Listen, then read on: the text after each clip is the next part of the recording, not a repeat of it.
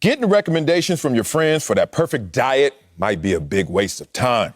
The real answer is already within you, your genes. What are the best foods based on your DNA? What foods have the nutrients that you need?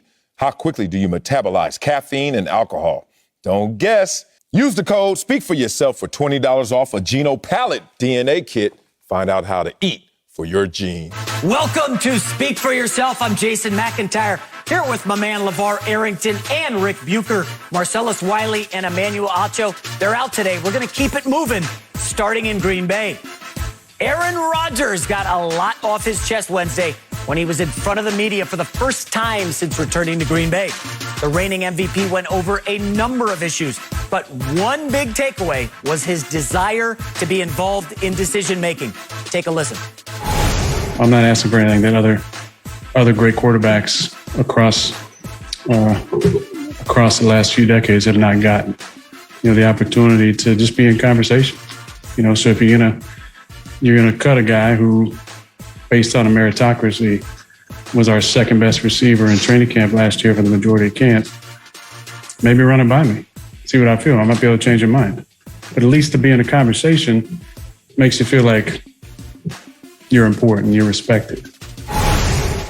Very well said. LeVar Arrington, how involved should Aaron Rodgers be in Packers personnel decisions?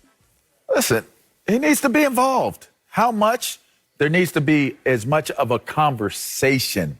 Have a conversation with your guy. Didn't you just hear what he just said? That is a sensible response. He said it in his interview. I've got experience. I've got time. I've got accomplishments.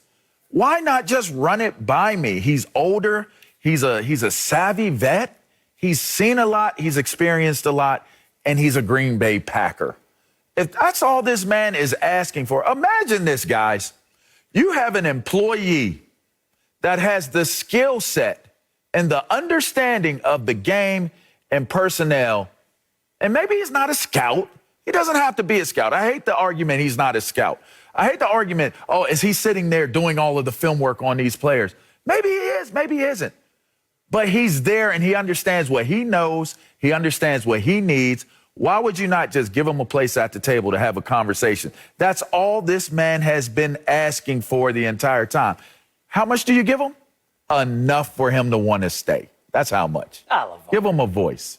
LeVar, that's not nearly enough. You need to go to Aaron Rodgers and say, hey, Aaron, what time is the conference call good for you? When works for you around your schedule? You know, you've won 3 MVP awards. Yeah, you've won 3 MVP awards. You carried us to 13-3 the last 2 years. Okay. The Packers should not be acquiescing, but it's to the point, LeVar, where Aaron Rodgers just watched Tom Brady go to Tampa. Tampa can't make the playoffs for a decade. Tom Brady says, hey, can we get Antonio Brown in here? And remember, Arians was on the record saying, yeah, we don't really need Antonio Brown. Tom Brady says, we're getting Antonio Brown. Then he says, hey, call up Leonard Fournette. I'm going to go get Gronk on the horn. And guess what? Tampa goes from no playoffs for a decade to winning the Super Bowl. I'm not saying Aaron Rodgers can duplicate that, but he should be leading the charge. Green Bay, LeVar, you know this. Green Bay needs to change things up.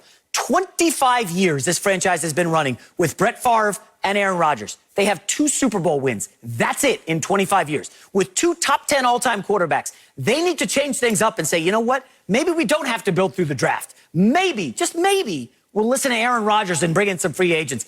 He's one of the greatest quarterbacks of all time. He needs much more say in what Green Bay's doing offensively in the offseason. Let's hear what Rick has to say. I'm so excited to hear what Garage Rick has to say. What you got, Garage Yarn Man?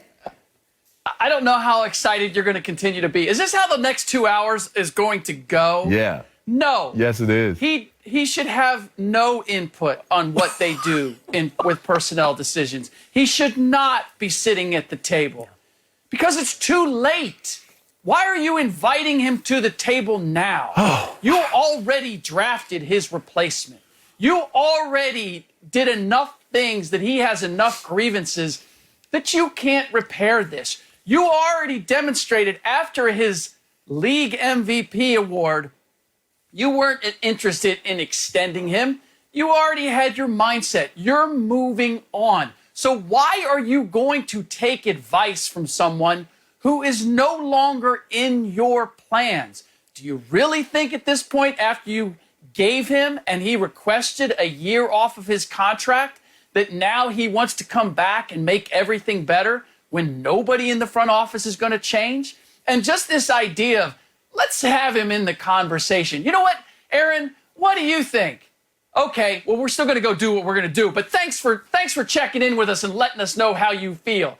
That's almost insulting to someone of Aaron Rodgers' stature. So, no, you've already set the table. You've already demonstrated what direction you're going to go, Brian Gutekunst and Mark Murphy. So why are we now going to involve Aaron Rodgers just to placate him for a year before we decide that we're going to go in the direction we already decided we were going to go? I don't see the point in now deciding now. I mean, he was a pro. He was an all-pro 3 years ago. If you wanted to involve him while he was still in his prime, not when he's got 1 foot out the door. He just won the league MVP, Rick Bucher. He was one and it didn't game make any away. difference to them. He's 1 game away from the Super Bowl. Oh, it makes a difference, Rick Bucher. It makes a difference. And I'm going to tell you why. Like I told you before, like I have been telling you, Aaron Rodgers has set up his chessboard. He's outflanked the front office of the Green Bay Packers. He's outflanked them. And what took place in that press conference, Aaron Rodgers did some very, very important things, and this is why they had a change of heart, and they are going to change directions. And it ain't about no draft pick coming in to take his spot. Here's what happens. Aaron Rodgers gets up and he addresses the media. This is the first time you're hearing real quotes from him addressing the questions. He stood in there and he answered all of the questions. One of the things that Aaron Rodgers also said in this press conference was, people aren't vacationing in Green Bay. And you know what? I visited Green Bay as a free agent. I looked at Green Bay. I walked into Pickett's room. Pickett was the defensive lineman. They gave us the same key card. I went to his room by accident. It was a bad experience. Anyway, I digress. I was ready to leave the moment I got to Wisconsin. Shouts out to Green Bay, Wisconsin. Nothing but love. I like the stadium, enjoyed playing there. Don't want to live there. Don't want to go there. Don't want to play there. Why would I go there? Why would I want to play there? Because Brett Favre was there. Brett Favre calls me up. Yo, you think you want to come? I'm going to come take this visit because Brett Favre called me. Aaron Rodgers made it very clear. Do you believe if Jordan Love gets on the phone, hey, this is Jordan Love here. Who? Yeah, hey, I need you to come play. I want you to come play for me. Hey, Kamara. Yeah, you know what? We're going to work out. Let's go throw the ball. No, they're going to be like, Jordan Love is not even going to get an answer from the phone call. How did you get my number? Right. He's not even going to get an answer. You got discount double check telling you to come play for me. You're coming, Rick. He has built LeVar. Yes. The first question I'm going to ask Aaron Rodgers when he calls me and says, "Hey, would you come play with me?" My first question is going to be, "How long are you going to be there, dog? Am I going to play with you?" Okay, there's nothing wrong with that question. You're 1 year? There's nothing wrong with that question. You asked to take another year off of your contract, I'm coming for what you're failing to understand, Rick. Listen, I'll get back to you, okay? Somebody else is on the other line. You are failing to understand that Aaron Rodgers, with this presser, has now given Green Bay an out. And not an out to get rid of him, an out to create a bridge between him and the front office. The front office is in danger. Because they're going to do that now when they haven't done it before. Why? Because they've never been at this point. This is the first time they've been at this point, Rick. This is the first time they have been at this point. And now being at this point, you know what Aaron Rodgers did? Aaron Rodgers placed himself in a light where he extended an olive branch to the front office of the decision makers in the Green Bay Packers organization. And you know what Gutekunst did? He took that bad boy, took it and ran with it. Why is Randall Cobb coming? A very large part of Aaron Rodgers wanted it to happen. Boy. You know what? If Aaron Rodgers wants to have a place at the table, Aaron Rodgers sat there and said that basically the stockholders, do you understand that they come here because of me? They come to play here because of me. We win because of me. If I walk out that door, so does the value of your stock. That's what he told all of them fans, and I can guarantee you them guys in the front office heard it, and now they have an opportunity to make good on it, Mac. And the end of the day, yes, that's what Rick, needs to happen. So LeVar and I were talking before the show, and I'm not going to say what we were talking about, but he did mention, if my wife says, I'm doing it, okay? Yeah. This feels like a divorce that's happening between the Packers and Rodgers, and you just want to let it happen. Well, it's going to be over in a year. It's done. They can fix it. It sounds like Aaron Rodgers, like he said, offered an olive branch. Look, hey, look, man, look, I don't Rick, want this to end. I'm having a good run here in Green Bay, okay? 13-3 the last 2 years. I know the schedule's tough this year, and we lost 2 offensive lineman starters. I think I can figure things out. Aaron Rodgers wants to clearly stay there if Green Bay will listen. Thank Rick, you. Happy wife, happy life. You know that's Come true. on. You're married, Rick. We know. We've talked about this. If Aaron Rodgers is happy, and right now he's not happy, everything's going to be peachy in Green Bay. I think they can fix it. Aaron Rodgers clearly wants to. He gave him a chance to fix it. Can you admit that, Rick? Can you admit that Aaron Rodgers gave them an opportunity to fix this? Yes. Yes, he did. Yes, he did. And how did they respond to that opportunity? Do we have we actually have Aaron Rodgers telling us exactly what they gave him based on what he asked for. He asked to have a voice in their personnel decisions. Yes. Did he not? Yes. Right? Okay, Yes. so what did Aaron Rodgers tell us that they indicated to him? What was his takeaway? Do we have that audio? Do we have the of what audio? Aaron I don't Rodgers said? expect to be a part of those discussions. So One thing I'm not clear on, did you get the right to basically decide where you're going to play next year if you choose to play? no, that's not what I've been told to understand. Now. Okay. So what there's are one you of trying two to things prove that there? he wanted. He wanted either the opportunity to have a voice and influence personnel decisions, or he wanted the opportunity to leave. Correct. He hasn't been That's given correct. either one of those things. To his understanding, Rick, he hasn't been given when either did this one become of a those public things. conversation? When did this become a conversation that was offered for consumption by the public? When was it offered up? When have we ever heard Aaron Rodgers be so candid about the Whether situation? it was public or not, it's been a conversation all summer long. And now Aaron Rodgers is explaining to us why he was thinking about going someplace else. Why he was upset with the front office. He explained all of it. This is beautiful. This is why you play chess, because the long game of chess is you wait for your opponent to make a mistake, right? You make moves, you strategically position, boom, they made the mistake, you make the move, you get a piece, you gain strategic positioning. That's what Aaron Rodgers is doing. And now the front office has been caught, and they have to pivot. They have to pivot from what they've been saying, what has been done. He's put it out there. This is what I don't expect. This is why I want to leave. He has now given them the opportunity, He's given the public the opportunity to know why he wants to leave. And he's also given the front office. He has not. This is the first time he's ever done this. And now the front office has a chance to fix it. Front office has a chance to fix it. Did we not scratch our heads and wonder why they drafted Jordan Love, why they moved up to draft Jordan Love? Did we have? They wanted to get rid of him. Oh, they let all these guys go. You're Aaron retrospective. Rodgers' favorite guys, Jordy Nelson, Randall Cobb. You're being retrospective. All of the guys that he loves are going out the door. Like, what's up with that? So, Rick, We've always had this question. Rick, it almost sounds like you think the Packers somehow won yesterday. We seem to think that Aaron Rodgers boxed them into a corner. Even the guys who were telling Aaron Rodgers on Twitter, hey, shut up and play, Aaron. We're sick of hearing it. They heard that yesterday. They went, whoa, wait a minute. Aaron Rodgers is right. He's got the receipts on Jordy Nelson and TJ Lang and every veteran that they tried to shove out the door. They got to change their ways. It's not working. So he beat him to the punch. His grievances are legitimate. I'm not disputing that. I am disputing this idea that the Green Bay Packers have suddenly seen the light and Aaron Rodgers has called them out. And now they've said, oh, you know what, Aaron? You are absolutely right. We have done this wrong for the last 10 years. Come and join us, and we're going to make it up to you. And, they've done none of that. And there's no reason, based on what Aaron Rodgers said yesterday, that I should expect that they are going to do anything different than they've done. So whether it's Aaron Rodgers wants to stay in Green Bay and have a voice in the organization, he didn't get that. Whether it's he wants to leave and go someplace else because he doesn't have a voice in the organization, he hasn't been guaranteed that.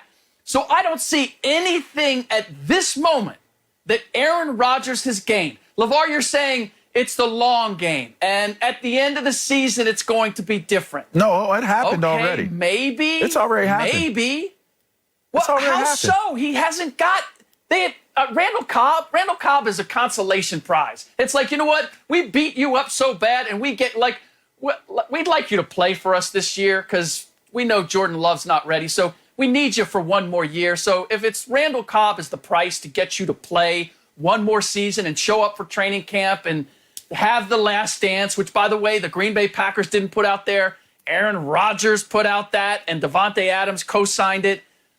If that's what it takes to get you to play one more season for us without disruption, okay, we'll go and get Randall Cobb. Are you happy? Oh, you're happy. You're in. Great. Now we have everything we want. We have Aaron Rodgers for one more year, and we haven't had to give him anything other than Randall Cobb. Rick, let me take us to break. You know what? We're going to table this, and we're going to come back to this. This still has a lot of meat on the bone. So let me take us to break, though, because you know what? I'm not done with you on this. You guys need a break. I am not done with you. A break and you know who could be done but may not be done? We'll find out. Dak Prescott. He's coming back from an injury, and he got injured again.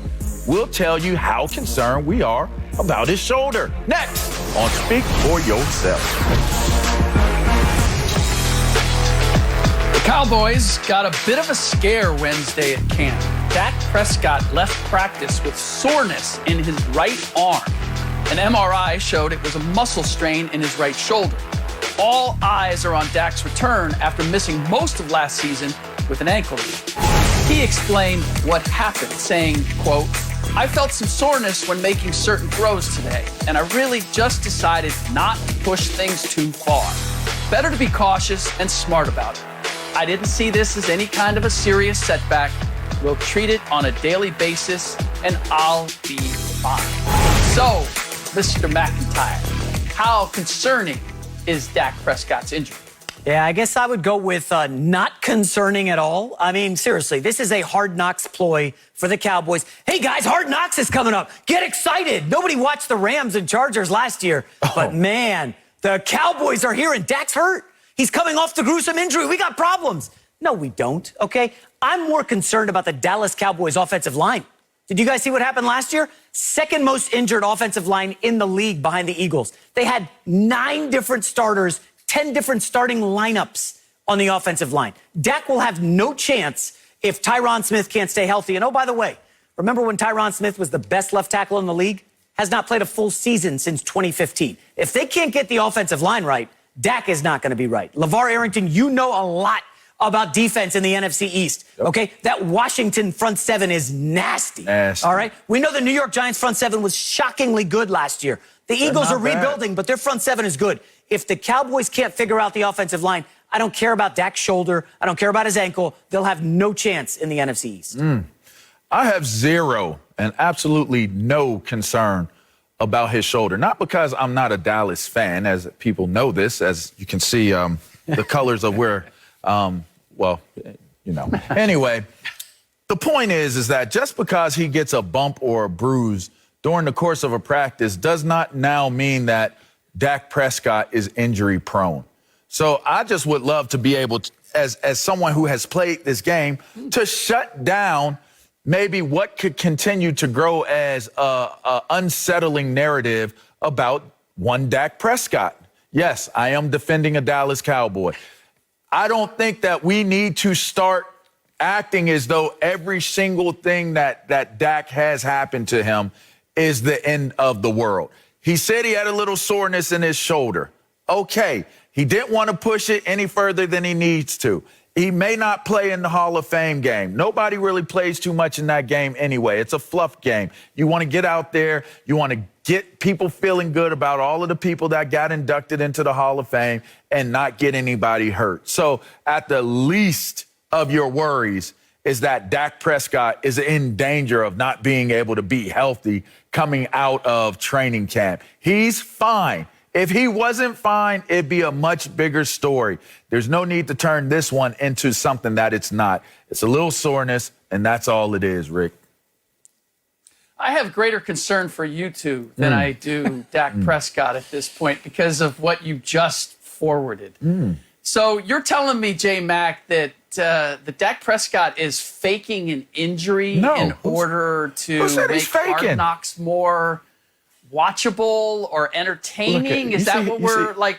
This is just for Hard Knocks. That's why. Did you go to law school? That's why we have this muscle strain. It's to create a narrative to make that show more interesting, huh? And it's you, not a LeVar, fake. you bring up he's not injury prone. Hey, don't think he's injury prone. Like, you wouldn't be thinking he might be injury prone. You wouldn't raise the question or try to tell people he's not injury prone if that thought hadn't occurred to you, because we now have him back and suddenly he has a muscle strain. Wait, are you a Jedi, I'm not worried Rick? about the... Like, are you from Star Wars? Yes. Did you just try to play a Jedi mind trick on us on live television? I sometimes have been accused of that. It's true. Yeah. Thank you. Thank you.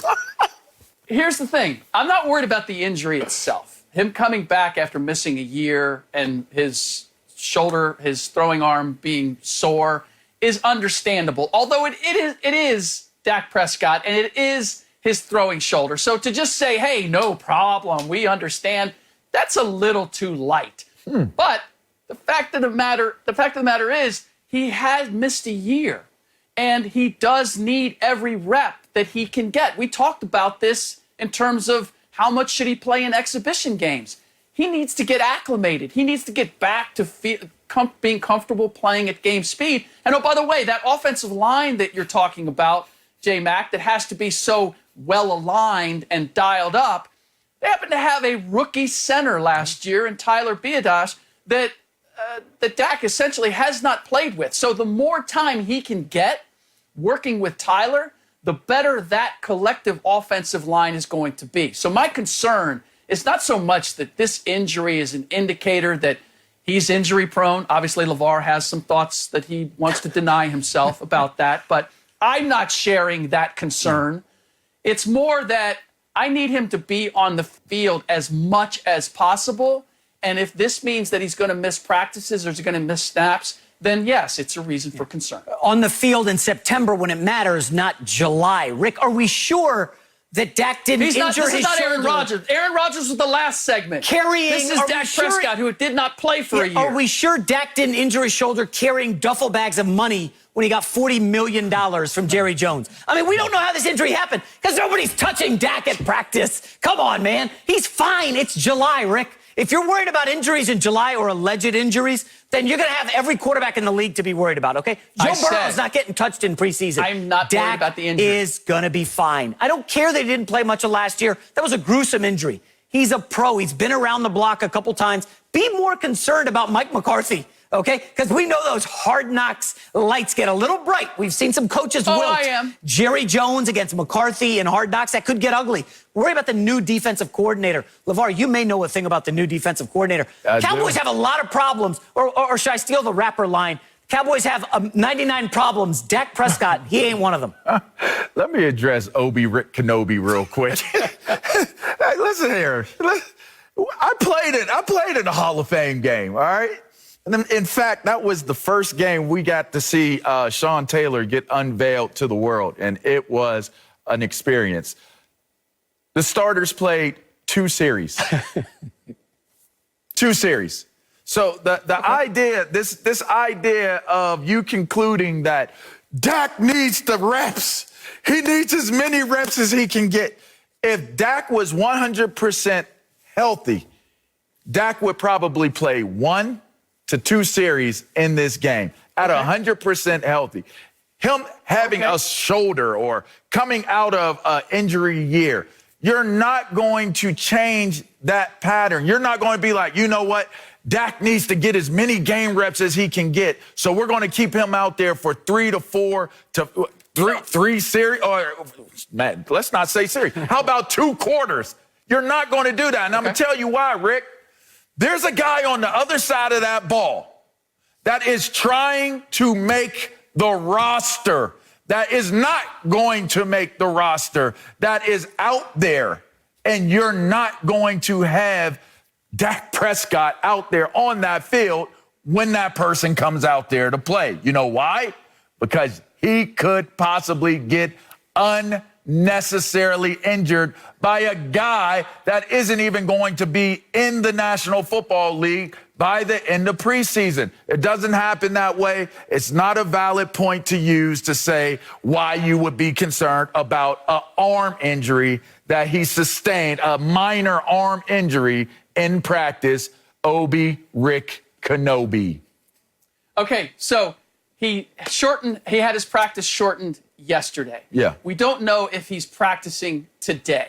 And you're telling me that not having Dak Prescott practice with this team that's in this center that he's unfamiliar with, that's not a problem. Like, that's no reason for concern. In Problem's fact, too why strong. even have him practice at all? If we're worried about him re-injuring himself or is getting sound. hurt, let's just wait until the first regular season game all and let's turn seriousness. the lights on and let's go. I mean, why risk anything? He might hurt the other shoulder. Logic. Like, how far are we going to take this? That's sound logic. Here's the reality. I don't like to do the extremes. What are we hanging? It's like It here is or extreme. here. Hanging There's the no Dallas- gray area for. They said they don't want Aaron Rodgers 2 years ago. It's done this year. Come on, Rick. Don't go back there. Okay, I'm Don't just go back saying. there. That was I'm last just segment. saying, you Here's know, the thing. building a The case Dallas against Cowboys season.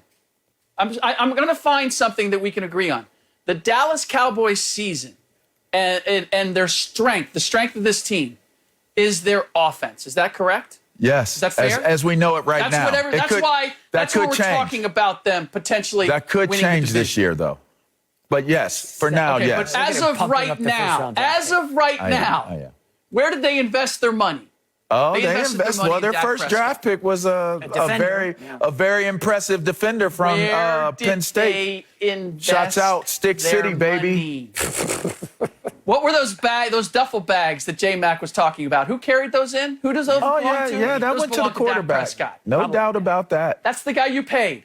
That's the doubt. guy who's supposed to make this offense elite. No doubt. And that guy, that catalyst of everything that you hope to do this season, on the first day of practice, strains his throwing shoulder. And you guys are like, oh, hey, what's the big deal? Like, who cares? Only everything that the Dallas Cowboys are counting on was not able to finish practice yesterday, and we don't know if he's practicing today. I mean, I'm it's not well saying put. the The way injury you stated it itself is is well an put. issue. I'm saying him not being available is.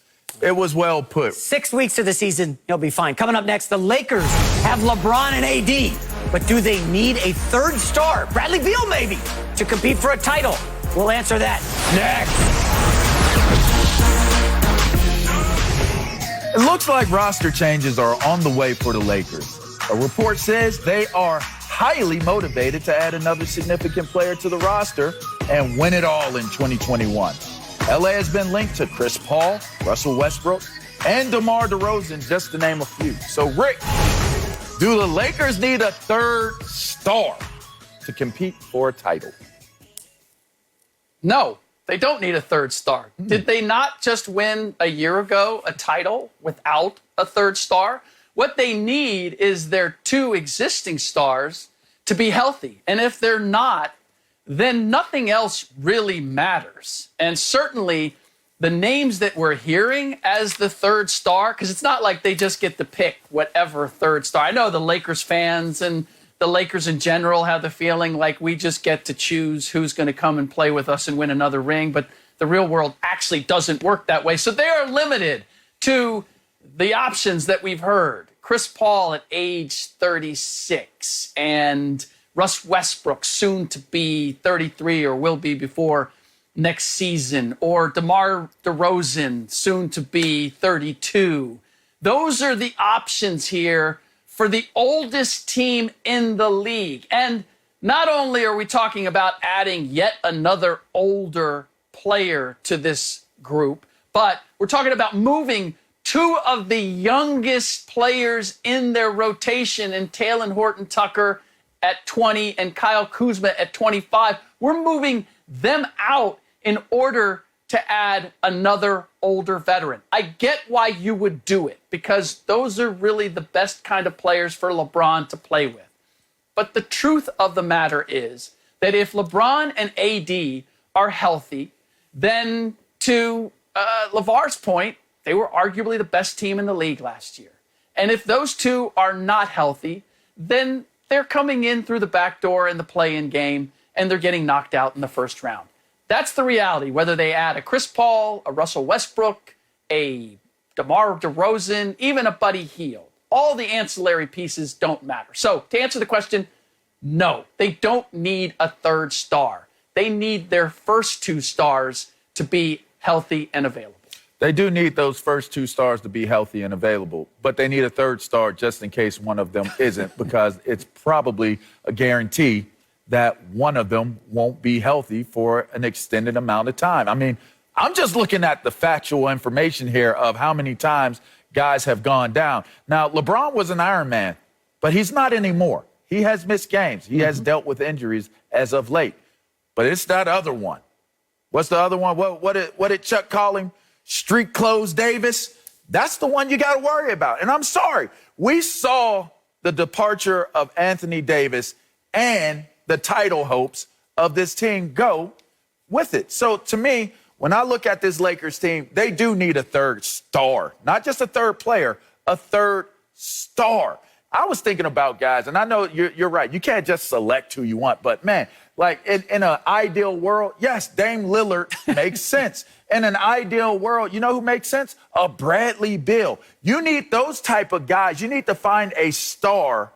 And listen, if Brooklyn was able to figure out how to get James Harden there, then I don't want to hear it's not realistic to be able to figure out how to get one of those types of guys to LA so that they can win another championship. LeBron is on his way out at some point. At some point, he's on his way out. And even if he does get a nice long run in, at some point, you're going to see more and more of LeBron James on the bench because his body's not going to be able to continue on this long journey of seasons year in and year out. It's been a long career for him. AD, as long as he's there, you're going to have to be concerned about his availability, which we all know, and Marcellus uses it all the time. Availability is the best ability to have. They need another star because it will take the pressure off of what you just said, Rick, which is you got to have your two stars healthy and available. If they're not healthy and available, you got another star that can actually pick up the slack. And that's why I think so, J-Man. You know what I love on the screen? It says highly motivated. You know, LeVar, I'm highly motivated to like mix in a salad every once in a while, try to eat healthy, but I love dessert. Like easier said than done. This idea to bring in Dame Lillard, it's a bit of a pipe dream. It's rare that I agree with Rick Bucher, but I'm kind of with him here. Like, the only way they're getting Bradley Beal is if Bradley Beal says, I'm not playing with anyone except the Lakers. I'm not signing anywhere except the Lakers. And even then, it's a real tough sell. That being said, I think the Lakers are fine with LeBron and AD. We love to crown people quickly. The Phoenix Suns are the greatest team ever. They went to the finals, folks. They were down 2-1 to the Lakers. They were going to get broomed out the rest of the way. The Lakers had that series locked up. The Lakers were favored to get to the finals in the West. They're going to be fine if LeBron and AD are healthy. I do like the idea of bringing in ancillary pieces. Ricky Rubio is a nice, solid point guard. Shot okay from three last year. Buddy Hield, I'm ambivalent on him. But short of getting Bradley Beal, all they can do is amplify around the team and hope that Dennis Schroeder and Kyle Kuzma stop beating each other up in the locker room. So this is the reality that we have to accept, and LeVar touched upon it, which is that the window's closed on the Lakers. Let's be honest. This idea, and I said, LeBron and AD have to be healthy. Okay. What's the expectation? What's the realistic expectation that they are going to be That's the healthy? pipe dream. They weren't healthy for a 72-game stretch. Now they're going to be healthy for an 82-game Rick, you got to stretch. mention the condensed offseason, right? To be fair, right? You got to mention it was the shortest offseason in sports. You also have to mention it doesn't matter. Fair, but you also have to mention LeBron James's age, and you have to mention Anthony Davis's history, and you have to accept that they won a championship with the benefit of taking 3 months off and then restarting their engines in the bubble where there was no travel. It was about the least demanding finals run that you could ask, or playoff run that you could ask for. So there's no easy solutions to what the Lakers have right now. And that's the greatest issue. And the idea of getting ancillary pieces, they tried to do that last summer. That's why they got Montrezl Harrell. And That's why they Schroeder. got Marc Gasol. Yes. And Dennis Schroeder. They brought all these pieces in, and I was right there with most people and saying, wow, I think they might have gotten better. Like, they got a little bit younger, got a little more versatile. This is going to work. And ultimately, it did not. Schroeder And now couldn't they're stay having to healthy. reshuffle the deck again. And why are they having to do that?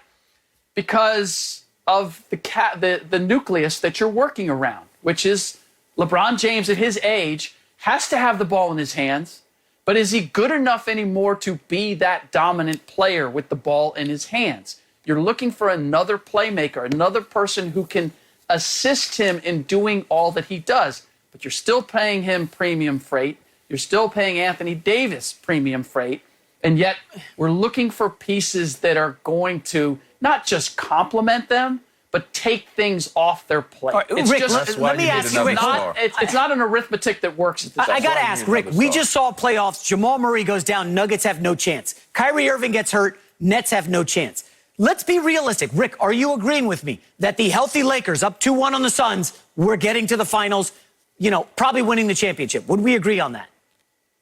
No, but if everybody all else is things healthy, given. if the Clippers are healthy, no. Oh, please, I'm Rick. not You believing that don't they really get there. think If the the- paper hold on. clips So you were just better gonna than the leave- Lakers. Hold The on, paper clips were J-Mac. healthy and needed 7 to get by Luka Doncic and a bunch of dudes on the Mavericks. Hold Stop on. it. You Come on. you just not going to mention that James Harden was injured as well. James in Harden that was series? injured as well, yes. You want to just throw Kyrie Irving out there. I mean- so if all things given, with y'all saying availability and everyone healthy, if all three of them are on, you got a 3-headed Kraken on the court. You're saying if all three of them aren't healthy, they don't win it all? I'd J-Mac? like to see Nets Lakers. But let's remember, the Bucks, the champions, they got smoked in 2 games They were against the going Nets. to get Absolutely smoked destroyed. and almost And they were lost down to one. 2-0. If And Kyrie almost- doesn't go down, that series is over. No. If KD has on a shorter shoe, a shoe that fits That his also, foot, yes. the game is over. So that's even up for debate. They need a third star. You just sat there and said they don't need a third star, Rick. They need a third star. Come on. You know they It's do. mission impossible, Just LeVar. admit it. It's not happening. That's the only chance What did they you just had. say, J-Mac? It's mission impossible. That's what it is. Yeah, and they don't have Tom Third Cruise running the star, front office. different He's not saving ancillary the day. players. The window is closed. The page is turned. It's time to realize where the Lakers are with LeBron James and Anthony Davis. They have a fragile core at this point. So you can paper it as much as you want. You can put as many pieces around them as you want. And even the idea of like Bradley Beal. How many playoff rounds has Bradley Beal won, much less a championship? And let's not go there. Devin Booker hadn't always- won anything and was phenomenal in the playoffs. You and put still, him next to a real still player. hasn't and was not phenomenal in the finals What by are you any talking stretch. about? He had back-to-back Stop looking 40-point at games, numbers. Rick. Get out of here. Stop. Oh, Devin my Booker goodness. is Hey, guys. not the reason they 40-point lost. games. Are you crazy? Two guys. 40-point games, and they were meaningless. They didn't win either. Guys, do you guys want to know what Mission Impossible isn't? It is possible. You want to know what is possible? Keeping Aaron Rodgers in Go to the Green next Bay. segment. Do players want to go to Green Bay to play with Aaron Rodgers? Well, we'll answer that next. That's a Speak tease. for yourself. That is a tease. That's professional. Yeah. Tease it in your wallet. Aaron Rodgers aired out a number of his issues with the Packers Wednesday, and one of his concerns was having a voice in personnel decisions. Rodgers talked about wanting to expand his role to improve Green Bay's roster. Take a listen. So I wanted to offer my services as a recruiter, and I think we can all understand, Green Bay isn't, a huge vacation destination. People are coming here to play with me, to play with our team and knowing that they can win a championship here. And the fact that I haven't been used in those discussions was one I wanted to change moving forward. And I felt like based on my years, the way I can still play, that should be a natural part of the conversation. So, Jason, do players want to go to Green Bay to play with Aaron Rodgers? Yeah, this is a tough one, Rick, because I like to trust the data, and the data here is very incomplete. Now, this is one of those unique situations where Aaron Rodgers makes a bold statement. I mean, this was he had some big ones. He put them out there and said, hey, guys, people want to come here to play with me. And then you look and you're like, really? It was a heads, I win, tails, you lose situation. Hey, Green Bay, people want to come play with me. Oh, yeah, really? Who does, Aaron? Who wants to come play with you? Well, maybe you should try to bring in guys to play with me. They'll want to, because there is zero evidence that they've brought in wide receivers to want to play with Aaron Rodgers. Now, you could also argue that the Packers historically love the draft. They build through the draft as opposed to free agency. I don't know, guys. This is a really tough one, LeVar, because when I look at Aaron Rodgers saying a statement like that, it felt like he put everything on the Packers. It was a very senatorial moment from him. 33 minutes he stood at the podium essentially trashing the team he's played his entire career for, that he's going to play for a couple more years, and he laid all his cards down. You know, he's like, look, I'm holding double aces. I got this locked up. You guys have to make the next move. And frankly, I don't know if they're going to bring in anybody besides Randall Cobb, who, you know, let's be honest, is not that much of a game changer for the Packers. So basically your argument just made Aaron Rodgers' point. You sounded frustrated talking about bringing in Randall Cobb. He's frustrated with only being able to get a small win and bringing in Randall Cobb. That's the point. Here's 4 reasons. I'm going to give you my top 4 reasons why you go to the Green Bay Packers. Y'all ready? I should have gave y'all full screen, but I'm going to read it to you. Why go to Green Bay? Number 1, for the money. If you get the bag, everything else, you can deal with it. I can cope with snow. I can cope with not winning. I can cope with a lot of things when I get that bag that compensates all of the pain and suffering. I get that compensation. Number 2, Aaron Rodgers. Number 3, money. Yep, I want the bag. I need the bag if I'm coming to Green Bay. That's right. It's a repeat. And number 4, to win. And why is win number 4? Because really, in the end, number 2 is the only reason why you're going to win in Green Bay right now, which is Aaron Rodgers. Now, with him saying, allow me to recruit, let me be a part of that, that doesn't say I am a bona fide personnel decision maker for this team. All he's saying is, I have connections. I got relationships. I have a good agent. We know people. We can facilitate these situations. There's no reason to question if Aaron Rodgers' swag hand is able to get somebody to come to Green Bay to play, right? Think about this. I used to go to the Pro Bowl. Yeah, I was a Pro Bowler in my former life. Flex. And at the Pro Bowl, you know what we used to do when we sat down at the pool in between, like getting our little practice in before we went and played the game? We played dominoes. We sit at the bar. We watch TV. We talk. We had drinks, order service out there, get some food. And we talked about what's going on with your team. Oh, what's going on with your team? You think that, well, what do you think about if you came? Those recruiting moments are taking place all the time. And there is such a respect and reverence for one another that communication is wide open, fellas. It's wide open. So when you hear somebody like Aaron Rodgers, who's at the top, he's upper echelons of those guys, let me tell you something. If Aaron Rodgers comes to me at the Pro Bowl and we're hanging out or we're at the Super Bowl and we're talking on radio row, press row, and he's like, dude, you should think about coming to Green Bay. If you don't think I'm thinking about going to Green Bay, if I have the opportunity to go to Green Bay, you are crazy. You are out of it and you are out of touch. He 100% has the influence, the reputation, the status to recruit major brand free agents and players in trade situations to come to Green Bay, which otherwise would not go there. So how often is Aaron Rodgers hanging out with other dudes? I would assume as much as you need be if you're trying to build a championship team. He's got a lot of celebrity girlfriends. Okay, so but well, something's going right for him. Also true. This is what's confusing. He just told us that guys come, and correct me if I'm getting this wrong, guys come to Green Bay not because it's a vacation destination. It's because they get the chance to play with Aaron Rodgers. That's right. Right? That's what he said. That's a flex. That's why guys come to. But at the same time, he said, but I haven't been allowed to be part of those discussions. I haven't been utilized in that way. So wait a minute. You guys are coming, but you're not the part I think you're taking him out of context. You're taking them out of context. No. I'm just hearing the way you are manipulating what I'm doing is I'm hearing what he said. You're forcing him to be a contradiction of what he's saying. What he's trying to tell you is I'm not forcing him to do anything. Even with the influence that he has of getting guys there right now, it has been good enough for them to be one game away from the Super Bowl through it all. Yeah.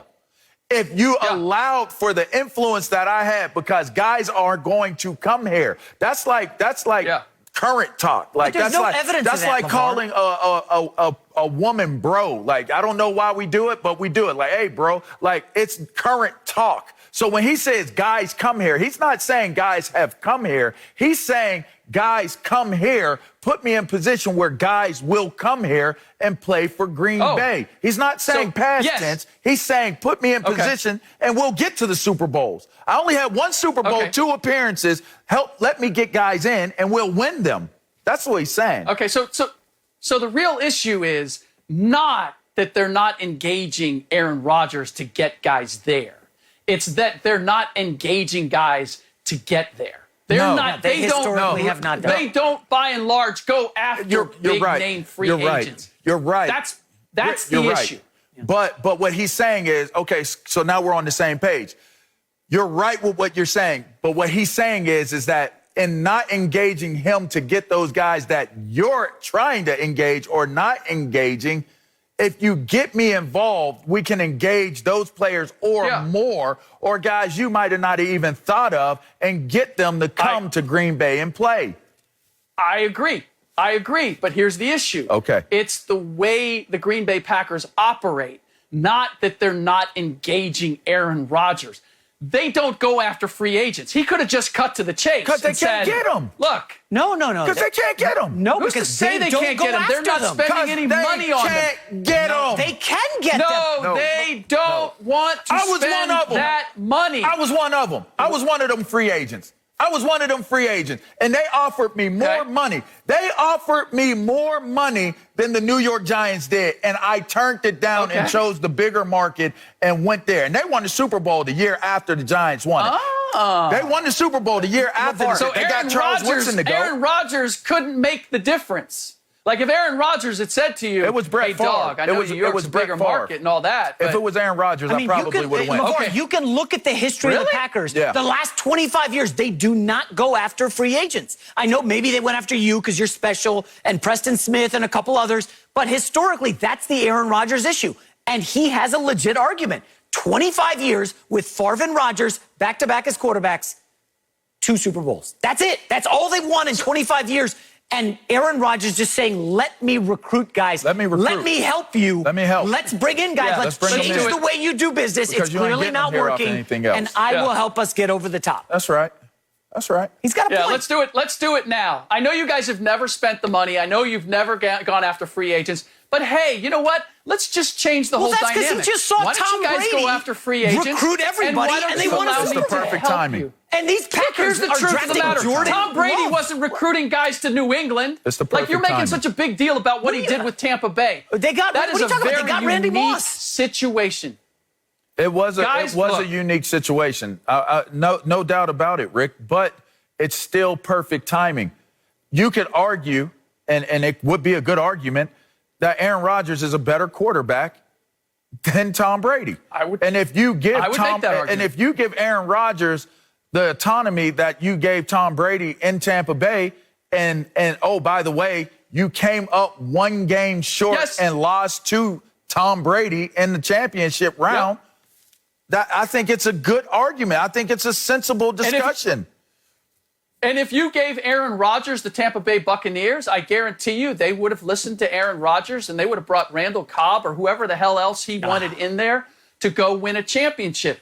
It's a different dynamic. Tom Brady wasn't getting any of that say. He was sacrificing money in New England. That's correct. He wasn't the guy who was speaking out and was at the table with Bill Belichick telling him who they You should don't need to speak when you're winning Super Bowls every year. He took control. Tom Brady took control of his career. And what you're seeing take place now with Aaron Rodgers is Aaron Rodgers is taking control of his career. And Green Bay can either get on board with that, or they can lose out to him leaving. They already decided to move on. I don't think so. That's a terrible mistake. I think he what turned you're seeing with Aaron Rodgers is to getting rid of him. is jealousy over what Tom Brady did going to Tampa Bay. Yeah, and Russell saying, Wilson's damn got it, I am the better quarterback. And you're going to see a lot of quarterbacks. It's not jealousy. Hey, the Buffalo Bills added Stephon Diggs, okay? Josh Allen couldn't hit the broadside of a barn. You bring in Stephon Diggs. Josh Allen's completion percentage goes up. He's an MVP candidate. They're in the AFC Championship, okay? If these teams like the Packers would make smart moves, Aaron Rodgers gets over the top and wins Super Bowls.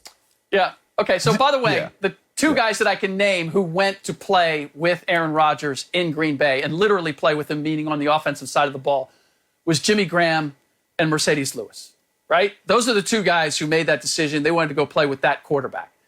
At this point, I don't know how awesome the Aaron Rodgers factor and who you bring in and the influence that they have. Now, I would say that there's probably a lot of defensive players that have gone to Green Bay to say, you know what, I'll take care of the defense. Preston Smith, Cedar Smith, etc., because I know that Aaron Rodgers has got the offensive side of things. But if I just look at what they have gained as a result of Aaron Rodgers recruiting guys, the last being Randall Cobb, I'm not overwhelmed by the Aaron Rodgers impact. Rick, you just made Aaron Rodgers' point. Coming up, the NBA draft is tonight. Our guy Jason releases his latest mock draft. We'll tell you if we have any issues with it. I have an issue with Rick Bucher. We're coming back. That's next. So speak for yourself. Let's talk about the future stars in the NBA. The draft is tonight, and reports say the Pistons, they're going to take former Oklahoma State star Cade Cunningham, number 1. In honor of the event, the 7th version of my mock draft just dropped on FoxSports.com. I've been doing it all year for FoxSports.com. I like a different route. Take a look at my top 5. I got the Pistons. I think Jalen Green is the smart move, number 1. Rockets should go Cade Cunningham. Evan Mobley, 3 to Cleveland. Of course, Jalen Suggs, who everybody loves, to the Raptors. Then a bit of a twist with Scotty Barnes to Orlando. Rick Bucher, Mr. NBA. You got to love my top 5 picks in the mock draft, do you not? Straight up, unabashed, unapologetic, unconscionable trolling is what your mock draft is. Oh, wow. But I understand, J-Mac, because when you do 7 mock drafts, you have to change it up. You have to throw wrinkles in there, even if those wrinkles don't exist. And this idea that Jalen Green is going to be the number 1 pick right off the bat, you just decided, you know what, I'm going to hook everybody. I'm going to throw everybody this wild curve, because every other mock draft and every other person in the NBA and everybody inside the Detroit Pistons organization has decided that Cade Cunningham is going to be the number 1 pick. Jade Cunningham, excuse me. So why not? Why not, J-Mac? You've gotten to the 7th iteration of your mock draft. You have to do something different. Well, you know, it reminds me, Let's Rick. go ahead and put Jalen Green at the top of it. Why not? Because people are going to get outraged draft. like I am right now. I've been covering mock drafts online forever. Everybody and their mom had Greg Oden number 1. I picked Kevin Durant number 1. I said I would take Durant over Oden. I was the only guy on planet Earth. I took a lot of heat, just as you're giving me right now. 5 years later, how did that turn out? I mean, listen, I've watched a lot of Jalen Green. I've interviewed his teammates on my podcast, on my radio show. Number 1 pick. Jalen Green, a mock draft. Should it's not a talent the number 1 estimation pick in this mock draft. He's got a higher ceiling, you know this, than Cade Cunningham, who I like. And now it's turned out that, like, oh, Jason, you're bashing Cade Cunningham. No, he's a nice player. He's not Luka Doncic, Rick. You know Cade Cunningham is not Luka Doncic. So I don't want to hear that. Jalen Green is the guy. He's going to be the best player in this draft in 3 years. Listen, I don't really get into the whole numbering thing because it's just not my thing.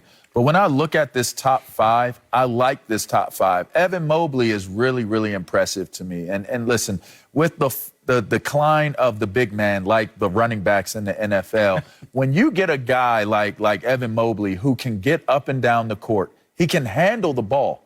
Like, we were excited when we saw Shaq go coast to coast dribbling a ball. Well, let me tell you something. Evan Mobley probably handles the ball as good as maybe, a ball handling, guy on the court. So at 7 foot, to be a big man and you are as explosive and as athletic as he is, I'm high on him. When I look at Jalen Green, I'm bullish about him. You know why? Because I love explosive exciting players. And he really, really excites me when I watch him play. He's aggressive. He attacks the rim. He's fearless. It's almost like, he's, if you know what I'm talking about, and hopefully I don't offend anybody, but he's got a street ball vibe to the way he attacks the rim and the way he handles the ball and the way he creates space. I love guys that can create space.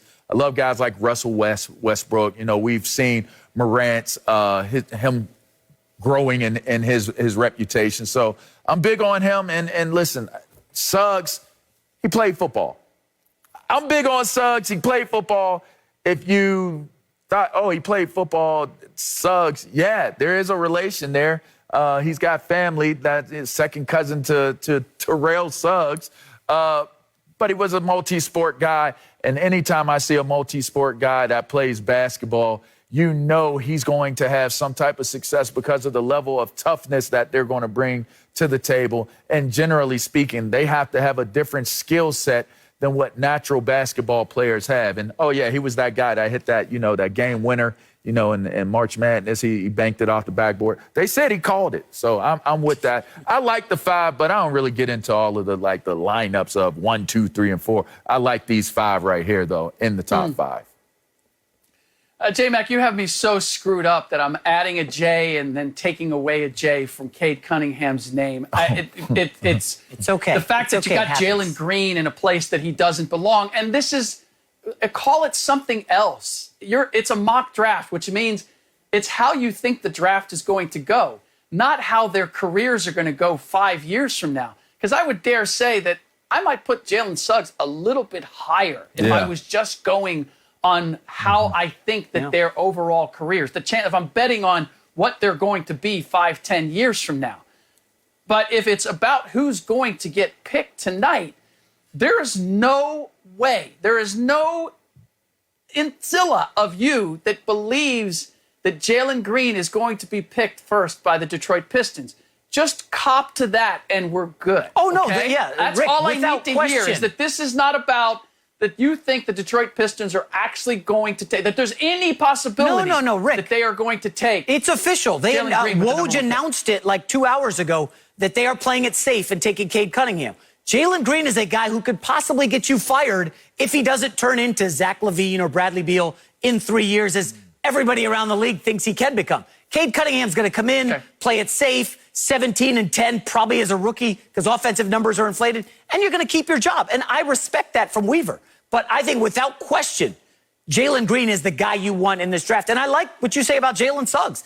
In one of the mock drafts, maybe mock draft 5.0, we do them throughout the year. I compared him to Drew Holiday. I said his upside is enormous. By the way, Rick, since you love mock drafts, well, you do love them. At Fox Sports, we run the gamut. We got our 2022 mock draft tomorrow on the website. Wow. Yes, that's true. Check it out. It's a thing. It'll do bigger numbers than any NBA story this month because that's how the internet works. Yeah. Staying with hoops, tonight's NBA draft is featured on the free-to-play Fox Bet Super 6 app. Scan the QR code below, download the app, and answer 6 questions about the draft for your shot to win $1,000. Rick, you could win $1,000. Coming up next, Tom Brady just won a 7th ring, but someone thinks he can't carry a team right now. We'll tell you if we agree next on Speak for Yourself. Oh, wow. Next Thursday on Fox, the NFL is back. Catch Big Ben and the Steelers as they battle Zeke and the Cowboys in the Hall of Fame game. All the action is on Fox and the Fox Sports app. Let's get to the champs. Tom Brady won his 7th Super Bowl title a few months ago, but he still has some doubters out there. The Athletic polled coaches and evaluators, and they have Brady as a Tier 1 QB. But an anonymous offensive coordinator says Brady is Tier 2, adding, quote, "I just don't think he can carry a team now." So, LeVar, what's your reaction to this OC, this anonymous OC, saying that Tom Brady can't carry a team? Duh. He's never carried a team. Like, let's be real here. It's like, who put this thing together? I'm the glue. Someone said, like, That's Tom Brady. He's the glue. He's never had to carry the team. Let me run off a few names for you, just so you can understand. When Tom Brady started his first year and they won that Super Bowl, they had a guy by the name of Teddy Bruschi, heartbeat, heart and soul of that team. They had another guy on that team. His name was Willie McGinnis. Y'all might have heard his name before. There was another guy out there on that defensive side of the ball. He was cover guy. What was his name? Oh, yeah, Ty Law. Then you had another guy in the back end of that defense, Lawyer Malloy. That's his first Super Bowl run team that beat the greatest show on turf, when they went into Houston and all that good stuff. Let me tell you something. Tom Brady has always embraced the team factor of what he has represented. He's never been a guy that was going to carry the team on his back to win a Super Bowl, and he never will be. But what he does is he raises the standard of expectation. We talked about culture is the reason why a team will have success or not have success.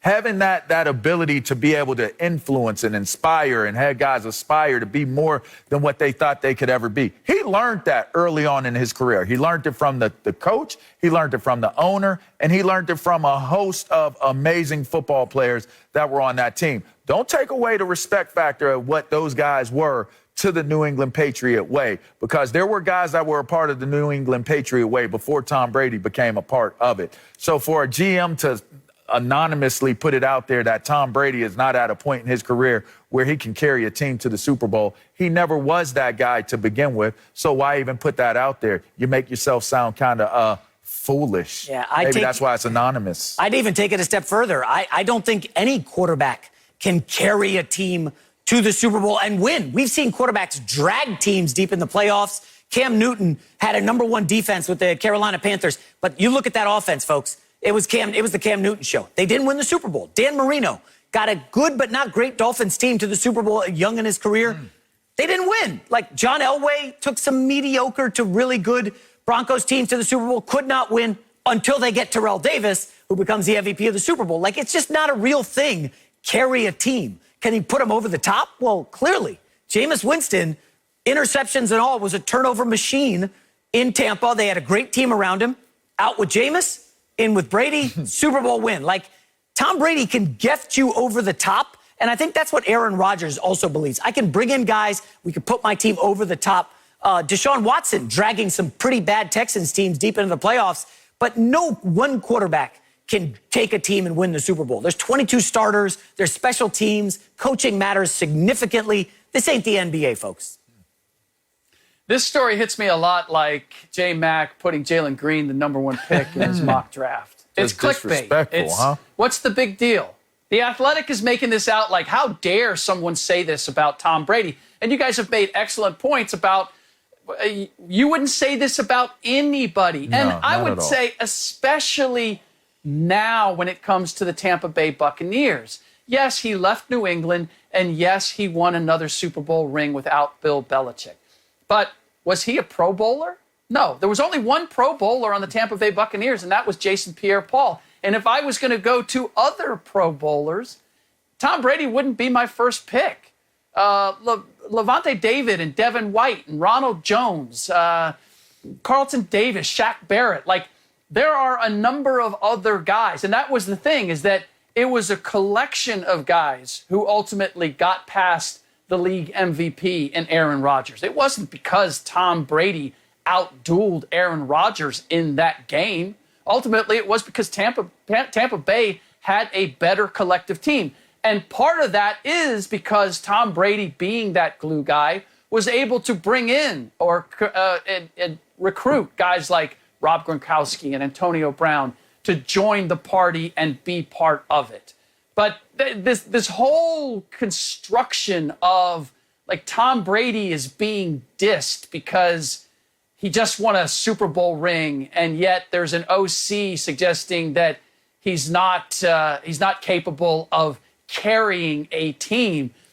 We don't have any proof of otherwise. And I don't know about you guys, but I'm kind of a little bit surprised that he would be ranked as a tier 1 quarterback at this stage. I think that his experience and his ability in the big moment is there. But if I look at his overall skills versus the top 6, 7, 8 quarterbacks in the league, I'm not sure that I put him in that category of tier 1, regardless of whether he has another Super Bowl ring or not. Well, here's the thing. A tad bit of perspective. If you're looking at Tom Brady and you're saying to yourself, can Tom Brady get the awards that he's gotten in the past? I would say he probably wouldn't be the guy that's going to be the offensive player of the year again. You know, he might not win the passing title again. He might not go to his 15th Pro Bowl again. I mean, I think it's pretty set. He's not winning those. So that's perspective. If that GM rooted what he's saying as, if he's making the equivalent of carrying a team based upon statistical, accomplishments, if it's award-winning accomplishments, then he has a point. But if you're talking purely, this is going to be the reason why they win the Super Bowl, because Tom Brady is going to carry them into the Super Bowl and they're going to win. No, you know what Tom Brady's going to do? He's going to lead them to the Super Bowl like Tom Brady does. And that's never going to change. I don't see that changing until he's done. So if you want to put it in proper perspective, there's your perspective. Maybe he's not going to be an award winner. Maybe he's not going to be winning statistical awards and stuff like that.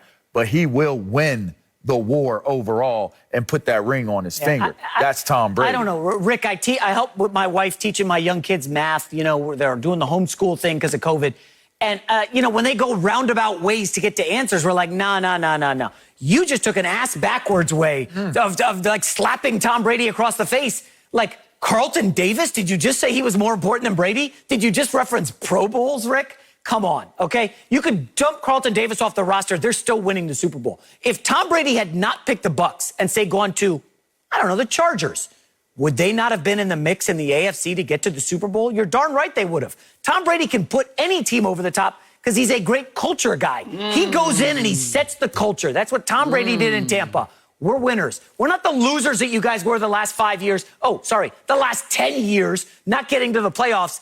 I'm a winner. I will make the plays necessary. Go look at Tom Brady's numbers in the playoffs. Phenomenal. He didn't make mistakes. He was clean.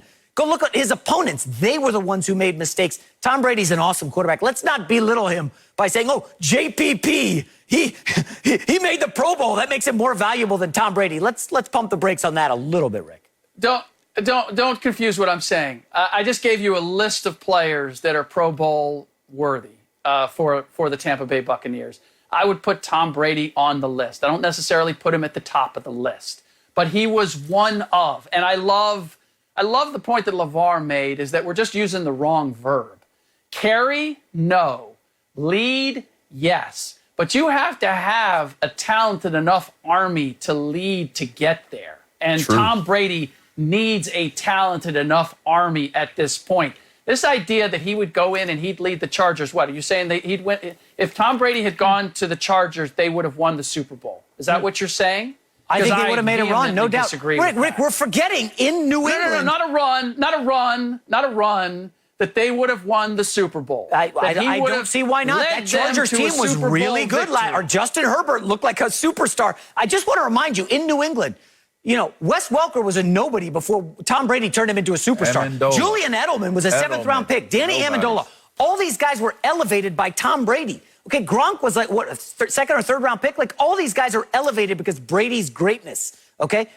Let's not sell the guy short just because he didn't make the Pro Bowl. And, I know Tampa had a good roster. I'm not talking about Brady of 6, 7, 8 years ago. I'm talking about Tom Brady right now. It was like 4 years ago. The poll was about who is Tom Brady right now. And you're making the exact same mistake. He won a Super Bowl, therefore he's a tier 1 quarterback. I just don't know that equates looking at what Tampa Bay had and how they won overall. Tom Brady was not very good for a good part of last season. Let's be realistic about that. Oh. He was not, and who was the league MVP? It was Aaron Rodgers. It wasn't Tom Brady. Tom Brady wasn't even in the conversation. So this idea that he carried them or that he was, we want to say he's the difference maker. Yeah. Okay, I'll give you that because of the intangibles of his leadership. But if we're just talking purely as a quarterback and ability, Tom Brady is nowhere close to what he was 5 years ago in New England. Wow, that's harsh. I think he won an MVP 3 years ago, but I digress. Well, I'll say this. MVP, y'all mentioned Aaron Rodgers. Yeah, he's back in Green Bay, but we'll tell you if he compromised more than the Packers. Next on Speak for Yourself. Really good with teasing. Tonight on FS1, the U.S. men's national team is back in action with the Gold Cup final on the horizon. The young stars of the U.S. men's national team face a huge challenge as they battle against Qatar in the semifinals. It all kicks off tonight, 7 Eastern on FS1 and the Fox Sports app. All right, let's get back to the NFL. Aaron Rodgers said Wednesday that he would not be back in Green Bay if he was not 100% all in. The Packers reportedly made a number of concessions for the reigning MVP, including voiding his final year in 2023, which sets up the possibility of him being traded after this season. So, Jason, who compromised more, Aaron Rodgers or the Packers? I think, the unwashed masses out there, LeVar, are going to say Aaron Rodgers showed Unwashed? up. Yeah, I mean, he did everything. He Well, wash him capitulated. off, J-Mac. Hold up. Just wait a moment, Wash him guys. off, J-Mac. The Green Bay Packers let Aaron Rodgers stand at the podium and basically trash their organization for 33 minutes. It was a masterful stroke by Aaron Rodgers. Trash. Frankly, it looked like he had been preparing this for weeks. I know, like the Instagram showed, he was in Hawaii and having fun with his fiance and these actors he's hanging with.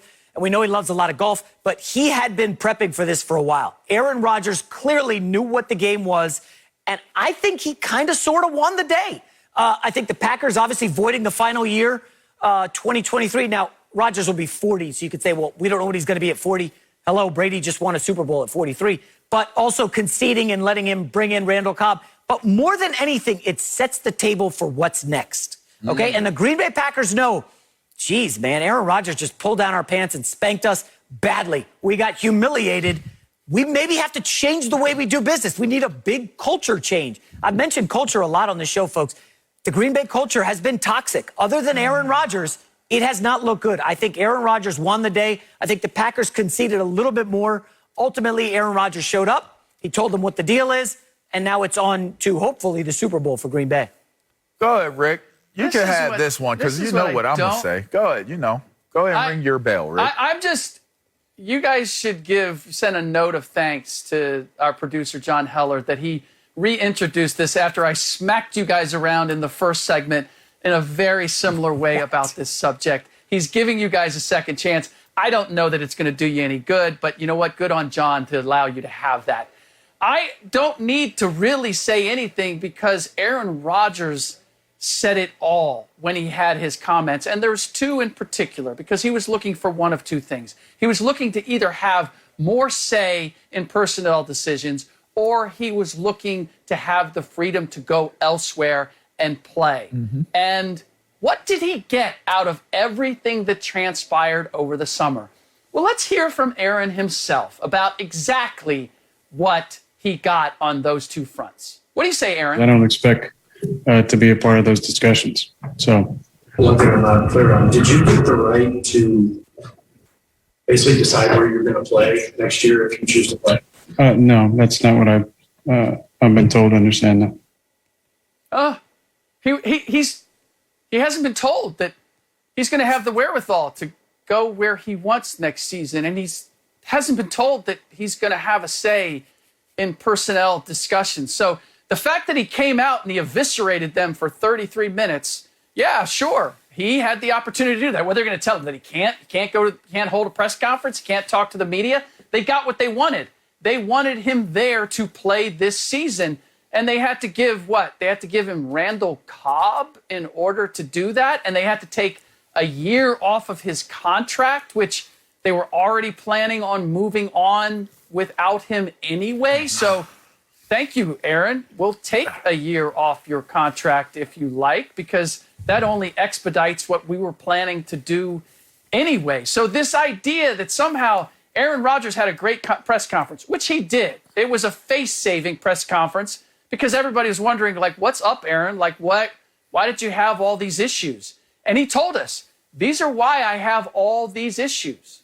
And the Green Bay Packers, who knew he had all these issues, could have addressed them before we had a press conference. They could have addressed it. They could have extended his contract. They could have done 1,000 different things that would have made it different for Aaron Rodgers. But they didn't then, and they haven't now. So why you guys think that after Aaron Rodgers embarrasses the franchise, basically, as your word, Jason, eviscerates the front office, now these guys are suddenly going to have a come-to-Jesus moment and say, you know what, Aaron, thank you. Thank you for telling us how bad we are at our jobs, how much we've underserved you and the Green Bay Packers fan base. You know what? We're going to join you. We're going to do everything that you're asking us to do.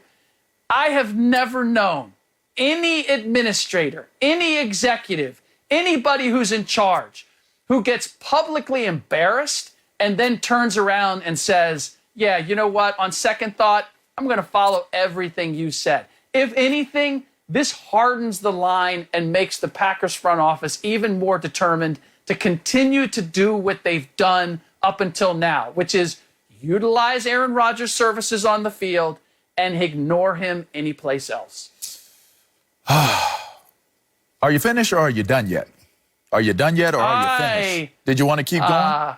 Did you have any more to unload? I'm finished. I'm finished. You guys are done. Unless you can turn the tables here somehow. You know, I called you Obi Rick Kenobi earlier. Now I'm going to switch over to Rick Solo because you are all alone on this one, my friend. And let me tell you, the concessions, the compromising is totally, grossly on the side of the Green Bay Packers because they have no choice. They have no other recourse in what Aaron Rodgers did to them in the presser.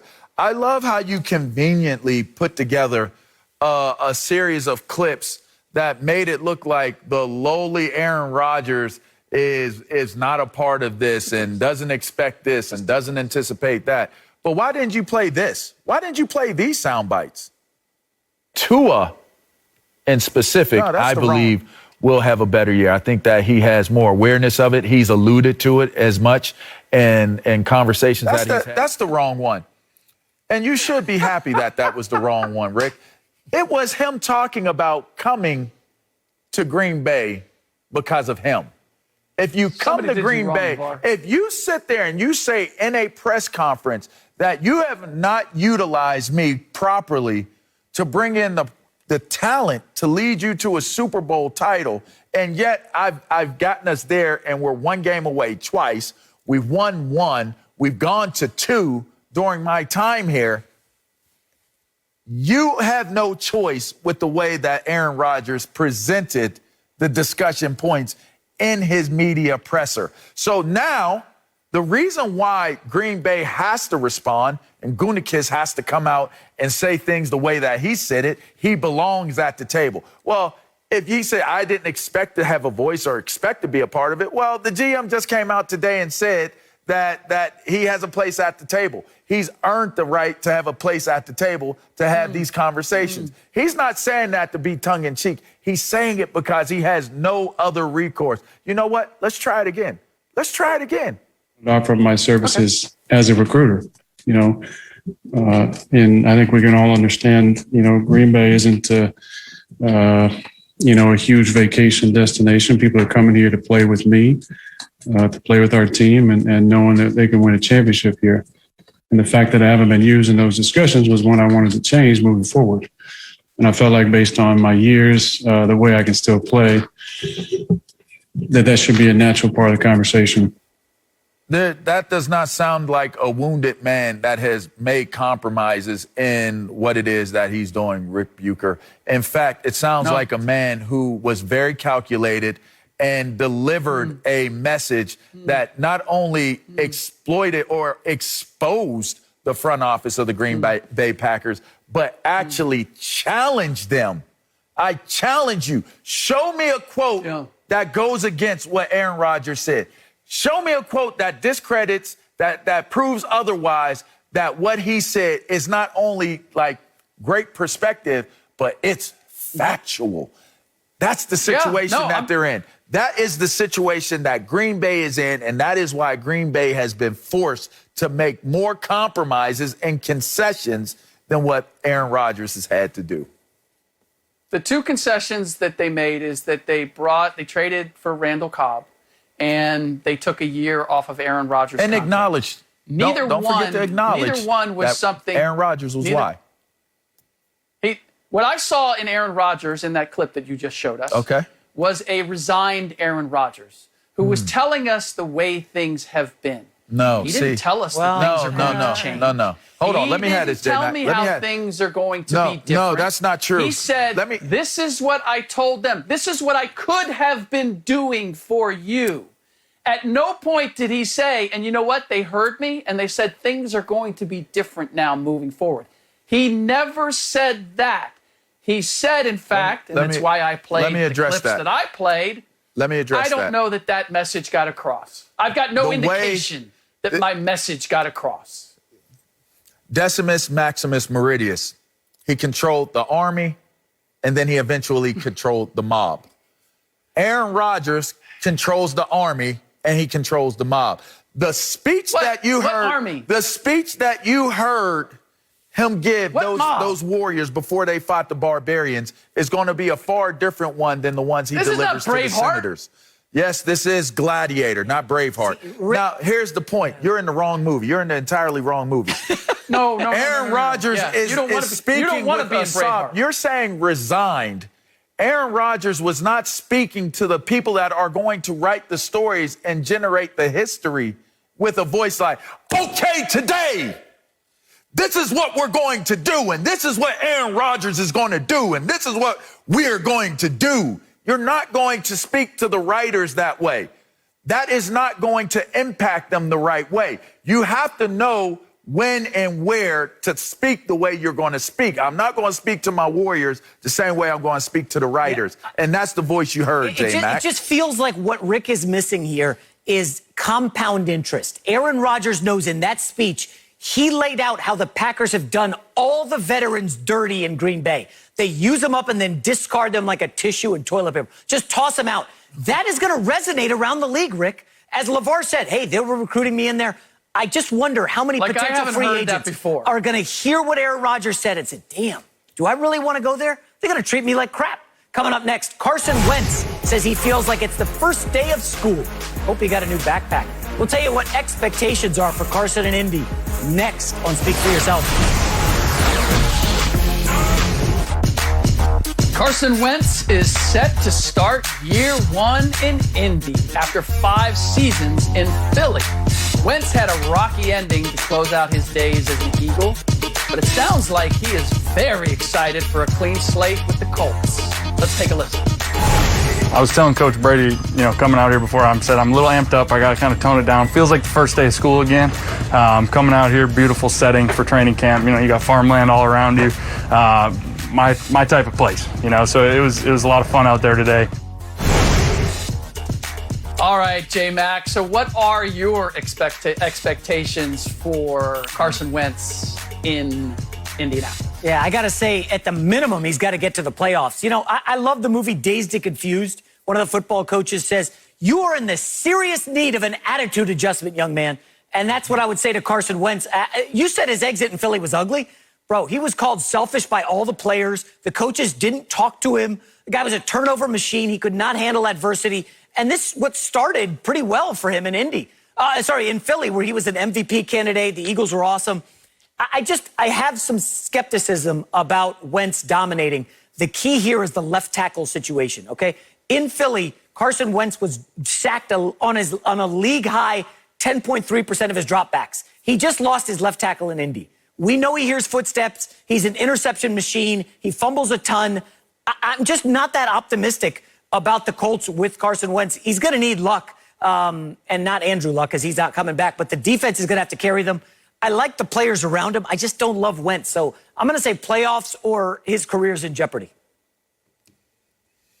I'm actually going rosy in terms of what my perspective is for Carson Wentz in Indianapolis because J-Mac, not every Philadelphia Eagle said that he was selfish and was an issue and all that. Jason Kelce has come out and said, hey, I still believe in the guy, and I think he's going to do well in Indianapolis. Being reunited with Frank Reich certainly is going to help. That's when he had his most success, his best success in Philadelphia. He's going for the worst team in the worst division to a team that arguably is the best team in its division with Indianapolis. And if Phillip Rivers, on the cusp of retiring, could get the Colts to the playoffs, and yes, they lost that first playoff game, I'd have to believe that Carson Wentz, reunited with Frank Reich, is going to at least do that. And if he does that, then that will be a huge step up from, as you described him, what he was like leaving Philadelphia. So that's why I'm rosy. I think that this is an opportunity for him to turn things around. Is he ever going to be the Carson Wentz that he was projected to be in Philadelphia after early on? I don't know about that. But can he be a quality quarterback? Can he recover his career in the NFL, which looked in jeopardy at the end of the Philadelphia run? I certainly expect that he's capable of that. Yeah, I tend to agree with you on this one, Rick. I think this is more of a resurrection of the career. The career in Philadelphia is dead and gone. Put dirt on it. It's out of here. Come out of that, reborn a new man, reborn a new quarterback. You are reunited with Frank, the coach that taught you the fundamental values of how to play the game as a quarterback and stay within those parameters. I think he has a ton to prove. I think he knows he has a ton to prove, and he does not want his legacy to end the way that it is. When you're one of those God-fearing type of men like how Carson Wentz is, he's looking at this from a much more spiritual perspective and an angle in his approach. What he's gone through in Philadelphia will merely be a testimony for what his ultimate end goal and end results will be. And I tend to think that that's how he's looking at it. And I tend to think that that's how it'll play out. So I don't need to go into any stats or anything drawn out. But from a more spiritual standpoint, I think that Carson Wentz believes that this was something that was probably divinely ordered, and his steps are ordered, and he's going to be able to take those next steps to being good. So we'll take a bump. You know, I know I sounded like I was in church, but let's come on back in on here. Coming up next, Justin Herbert. He went the humble route like I just did on that segment after Patrick Mahomes called him out. We'll tell you if we like his approach next on Speak For Yourself. Optimistic Rick Bucher there. You like that? Yeah. Patrick Mahomes made headlines earlier this month when a fan told him at a golf event to watch out for Justin Herbert. Mahomes told the fan, quote, "I'll see it when I believe it." Mahomes said it was taken out of context, of course. But Herbert was asked about it. Take a listen. I think it's pretty cool that Patrick Mahomes knows who I am. So as long as that's all, I'm cool with it. And I've got such a great respect for what he's been able to do. And I've watched him so much. So, I'm really looking forward to playing all the teams this year and just to have fun. Was that Tebow or Justin Herbert? LeVar Arrington, do you like Justin Herbert's humble approach to his division rival Mahomes? Yes. And I had a whole lot of different reasons why, but here's the real reason why. Because that's who he is. That's who he is, Rick. And I like the fact that he was nice about it because that's the identity of who Justin Herbert is. Case closed. I hate it. I hate it. Oh, now he hates stuff. It's so shucks. When a nice dude you were tries the to Rose be Bowl mean, it doesn't work. MVP. You were the NFL Offensive Rookie of the Year. You've played against Patrick Mahomes. I'm just glad he knows who I am. What is just silliness? You're the leader of the Chargers. Come on, stop it. I'm just going to quote the iconic rapper Mace. Stay humble, stay low, blow like Hootie. I mean, listen, I love staying humble. Listen, I don't want to come out and brag and say I dominated Rick and LeVar head-to-head today, and we'll probably do it again tomorrow. But, LeVar, Arrington, final word. I did say at the No. No final word. Peace to y'all. All right, we'll see you tomorrow. That's it for us. Rick Bucher.